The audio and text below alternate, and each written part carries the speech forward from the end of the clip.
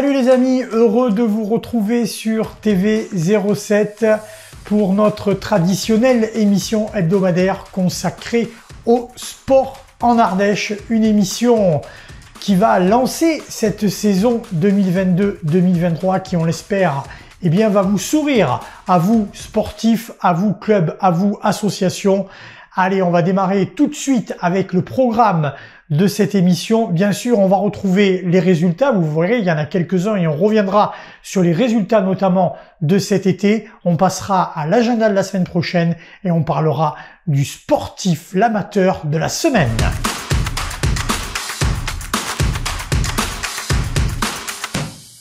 Allez, on démarre cette page résultats avec le foot et le deuxième tour de la Coupe de France, cette compétition qui fait rêver tous les clubs amateurs qui rêvent, pourquoi pas, d'aller défier un club professionnel. C'est donc le deuxième tour avec des clubs ardéchois encore engagés dans cette Coupe de France et la logique a été, on va dire, respectée ce week-end sur les terrains ardéchois. On va regarder les panneaux tout de suite avec Davézieux qui sera présent au troisième tour. Oucouron là aussi qui s'est largement imposé sur son terrain sur le score de 7-2 face à Bex. Aubenas Sud Ardèche, la SAF qui avait un déplacement à l'extérieur pas facile du côté de Sarras. Et bien les Albenaciens se sont imposés à l'extérieur sur le score de 6-2. Roiffieux en division 3 s'est quant à elle imposé 6-3 sur ses terres face à Saint-Georges. Herrieux-en-Broye, là aussi club de Régional 3 s'est imposé 2-0 face à Saint-Donat, eux aussi en Régional 3, dans ce qui était le choc de ce deuxième tour de la Coupe de France pour les clubs, on va dire, ardéchois. Annonay a là aussi fait respecter la logique en s'imposant à l'extérieur 6-1 sur les terres de Châteauneuf d'Isère. Rochemort s'est imposé 4-1 face à Lussas. Là aussi, c'était une confrontation entre clubs de division 3. Rhône-Crussol a failli, comme on dit, être victime de cette fameuse Coupe de France. Rhône-Crussol, qui on le rappelle évolue en Régional 3, Rhône-Crussol s'est imposé au tir au but 5-3 face à Saint-Just-Saint-Marcel. Saint-Just-Saint-Marcel qui évolue en deuxième division. On rappellera qu'après le temps réglementaire et après le prolongation, le score était de 1-1. Porte Haute-Cévennes s'est imposé à l'extérieur face à l'AS Dolon, club de l'Isère Détroit. Voilà donc les clubs qu'on devrait retrouver lors du troisième tour. Lors du troisième tour, les clubs de Régional 1 vont rentrer là aussi en lice lors du prochain tour. Ce sera dans 15 jours.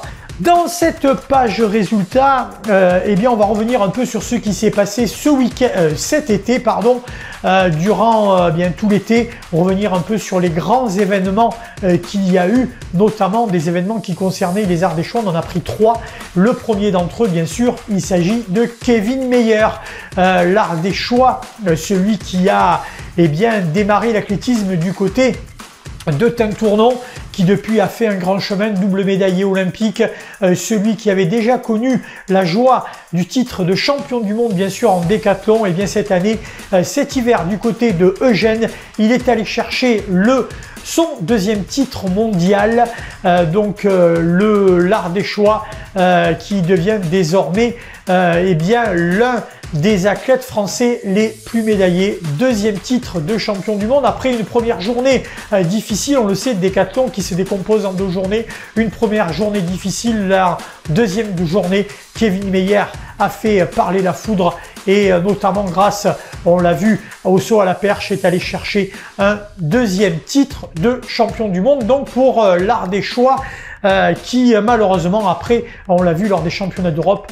n'a pas pu aller chercher un autre titre. Désormais, pour Kevin Meyer, 2 ans de préparation pour se tourner vers Paris 2024. Une autre athlète était à l'honneur. On aurait même pu parler de la famille. Une autre athlète était à l'honneur cet été avec eh bien 2 titres majeurs. Le premier, l'un des plus beaux, un titre de championne de France pour eh bien Anaïs Moulin, la cadette, celle qui eh bien réside du côté de la Chapelle sous Aubenas, celle qui porte les couleurs d'Aubenas, qui évoluait du côté de Voiron et qui désormais va prendre la direction du pôle France pour Anaïs. Donc un titre eh bien qu'elle est allée chercher du côté de Ploëc. Magnifique titre, et juste 15 jours après, eh bien, elle est allée chercher une victoire en Coupe de France. C'était du côté de Super Dévoluy. La jeune ardéchoise eh bien, est allée chercher la victoire et en plus décroche la timbale de vainqueur de la Coupe de France. Donc véritablement, le tableau était parfait pour Anaïs Moulin. Et puis petit clin d'œil à la grande sœur Ilona qui, eh bien, quant à elle, a connu les joies d'aller porter le maillot de l'équipe de France. C'était lors des championnats du monde du côté des G. Voilà donc pour Ilona, là aussi, c'était du côté des juniors, la famille Moulin qui a brillé en VTT cet été. Et puis pour terminer, on pourrait en citer d'autres, pas pour terminer, puisqu'il y en a encore 2 autres. On va parler rallye avec un garçon qu'on suit sur TV07. Vous savez que sur TV07, on aime le rallye et le sport mécanique. Et bien, un Ardéchois s'est distingué. De quelle façon? Il avait fait parler la poudre lors du dernier rallye Monte-Carlo où il avait remporté l'épreuve. C'était dans la catégorie FIA GT. Eh bien, c'est tout simplement Raphaël Astier, le pilote du Teil, qui était en lice. Ah, c'est pas vieux, c'était le week-end dernier. Il était en lice du côté du Barum Czech Rally, un rallye très compliqué, très difficile, avec des spéciales véritablement piégeuses, un rallye compliqué à aborder, et pourtant l'enjeu était important pour Raphaël parce qu'il savait que pouvait aller chercher le titre dès cette avant-dernière manche du championnat. Et bien, l'Ardéchois, après une première journée un peu, on va dire, à chercher, à trouver ses marques, et bien l'Ardéchois est allé remporter dans la catégorie le rallye, ce qui y assure le titre de la catégorie FIA RGT avant la dernière manche qui devait avoir lieu en Espagne. Bravo donc eh bien, à Raphaël Astier. On espère que cela va lui ouvrir des portes pour l'avenir. Donc pour Raphaël, on le retrouvera sans doute eh bien, du côté du Monte-Carlo cet hiver, et peut-être que cette victoire va lui donner la possibilité, on le rappelle, Raphaël est un amateur 100%, peut-être que ça va lui donner la possibilité de le retrouver avec cette fameuse A110 sur les routes du rallye de l'Ardèche. Voilà donc pour le rallye.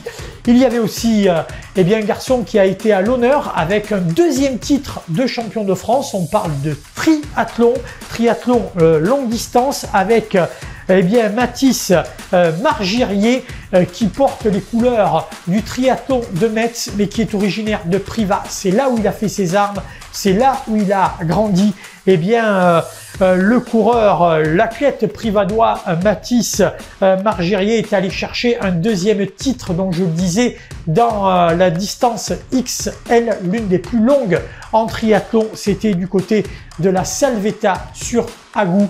Voilà donc pour les résultats de l'été. Il y en a eu d'autres. On pense bien sûr au titre de champion du monde, notamment eh bien, de Quentin Bonnetin qui est revenu eh bien, à ses premiers amours du côté de la descente, ou eh bien, encore tous les athlètes qui se sont distingués peut-être de façon un peu inférieure sur l'été au niveau du sport ardéchois. Voilà donc pour cette page résultat. On va passer désormais au calendrier de la semaine prochaine.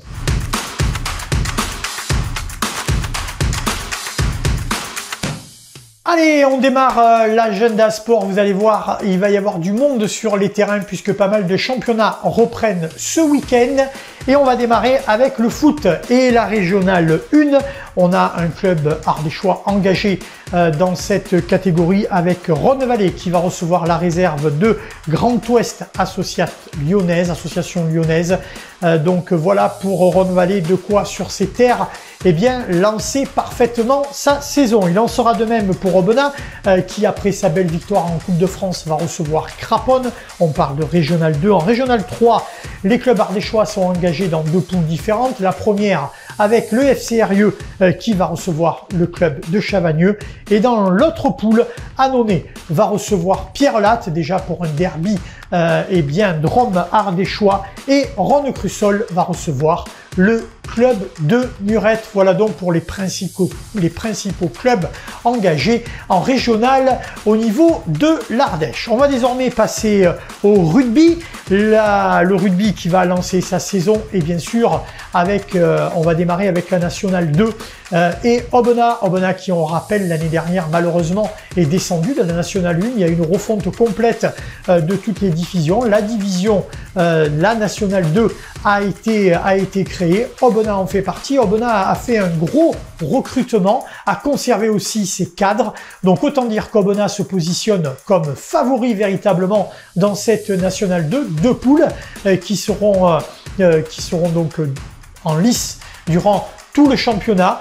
Et Aubenas dans cette poule 1, Aubenas qui va se déplacer pour cette première journée du côté du stade métropolitain. Autant dire que ce sera l'occasion pour Aubenas, pourquoi pas, de lancer parfaitement ce championnat avec, on l'espère, une victoire à l'extérieur en National 2. Ensuite, en Fédéral 1, ça va être les grands débuts d'Annonay. Annonay qui, on le rappelle, l'année dernière évoluait en Fédéral 2. Ils ont connu les joies de la montée. Là aussi, gros recrutement pendant l'hiver.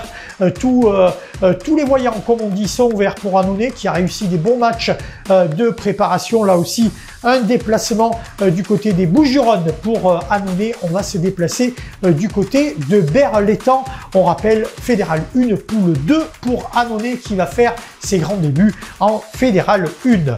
En Fédéral 2, nous avons Tintournon qui est resté donc en Fédéral 2. Là aussi, Tintournon qui va recevoir le club de la Principauté de Monaco. Là aussi, l'occasion pour Tintournon de lancer parfaitement sa saison.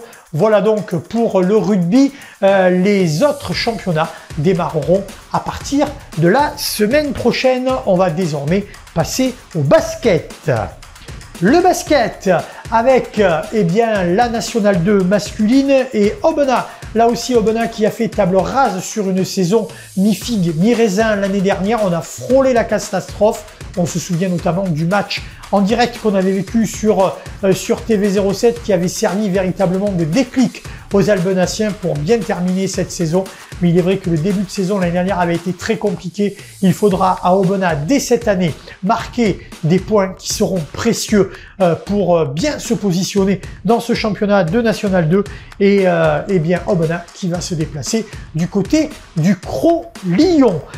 La Nationale 3 de basket, on va retrouver Tintournon qui l'année dernière avait réalisé une belle saison. Tintournon qui sera en déplacement pour sa première journée du côté du CTC Rhône Sud Basket. Voilà donc pour le basket. On va désormais passer au hand et on va démarrer avec les raids, les filles. Les filles du Pouzin qui, on le rappelle, évolueront encore cette année en Nationale 1 féminine. Le Pouzin va se déplacer lors de cette première journée du côté de Sorgues pour les filles qui évoluent, on le rappelle, en rouge et noir qu'on avait vu l'année dernière, notamment sur l'un des derniers matchs du côté de Richardson sur TV07. Là aussi, de quoi bien lancer cette saison pour les filles du Pouzin. En National 2 masculine, le Guillaume-Grange sera engagé dans cette compétition.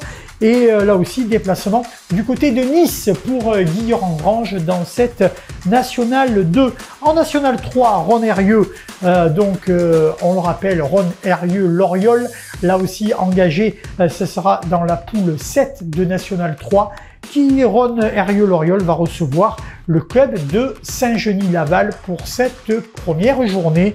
Voilà donc pour le hand. Bien voilà, on en a terminé avec les sports collectifs pour cet agenda. Quelques belles organisations aussi à venir et à noter. On va démarrer avec le samedi prochain, le trail des 36 000 qui revient heureusement, après eh bien là aussi les années Covid qui avaient arrêté la belle envolée de ce trail des 36 000 qui a connu malheureusement qu'une édition. Ce sera donc la deuxième édition du trail du 36 000. On le rappelle, ça se passe du côté de l'espace de restitution de la Grotte Chauvet. Plusieurs courses eh bien, sont au rendez-vous avec notamment un 36 km, avec un 20 km et 11 km. Vous voyez, il y en aura pour tout le monde, des départs différents. Un départ du côté de Vallon pour le 36 km, un départ du côté de Salavas pour le 20 km et un départ du côté de la Bastide de Virac pour le 11 km avec un passage intéressant. Ça se passera sous le pont d'Arc. Si vous voulez vous régaler, vous verrez, on a mis des bateaux, ça fait une passerelle flottante. C'est de toute beauté.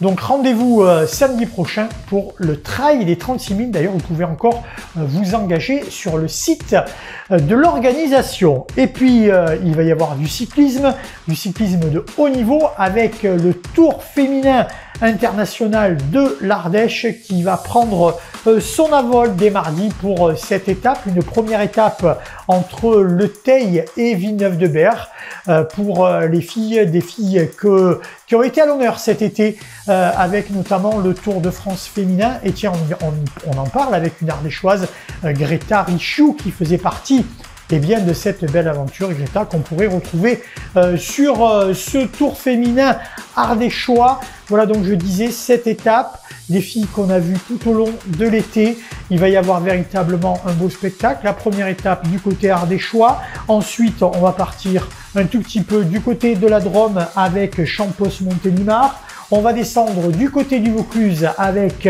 Avignon, Pernes-les-Fontaines, Beauchâtel, Sarras. On va repartir dans le nord de l'Ardèche et ensuite il y aura une étape lozérienne avec Florac, eh bien le Mont-Lozère, la sixième étape entre Alès et Alès, et pour terminer en beauté, une étape entre Vaisseau et Privas de toute beauté qui viendra clôturer cette nouvelle édition du Tour féminin international de l'Ardèche. On donnera bien sûr les résultats sur TV07 à partir de dimanche prochain. Voilà donc pour eh bien, les deux grosses organisations qu'il va y avoir dans le week-end. On en a terminé avec l'agenda de la semaine. On passe désormais à l'amateur de la semaine.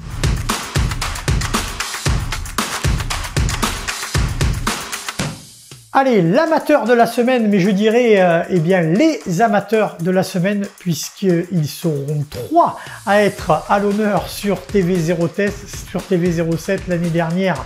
Eh bien, ils avaient connu les joies de devenir champion du monde de VTT des uniformes. C'était en Ardèche, on était présents, on était là pour eh bien, les titres de Nadine, Fabien et Gérald. Eh bien, cette année, ils ont pris leur petite valise. Les championnats du monde avaient lieu du côté du Canada. Eh bien, tous les 3 sont revenus avec une valise pleine de médailles et des titres. Tous les 3 conservent leur titre de champion du monde et on les félicite sur TV07. Ça, je peux vous dire que c'est des vrais amateurs et des amoureux du sport. Et bien voilà, on en a terminé avec cette première émission. Voilà, j'espère que bien le contenu vous a plu. On va se donner rendez-vous dès la semaine prochaine. Vous avez vu dans l'agenda que la semaine prochaine, il y aura de quoi dire avec des clubs qui rentrent en lice dès la semaine prochaine. Et il faudra au club ardéchois être très fort pour démarrer au mieux dans tous les championnats. Du côté des individuels, régalez-vous. Du côté des trails, du côté des filles, eh bien, on va avoir un beau spectacle avec le Tour féminin international de l'Ardèche. Et en attendant, eh bien, cette semaine, comme on a l'habitude de dire, faites du sport.